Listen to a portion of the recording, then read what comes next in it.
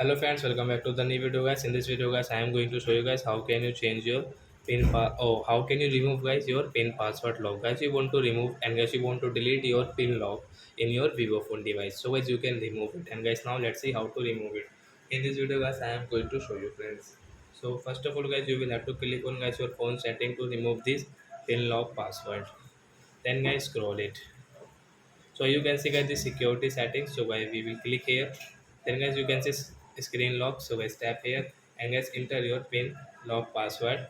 And guys you can see the swipe option and non option. So guys we will click on this non option to delete it.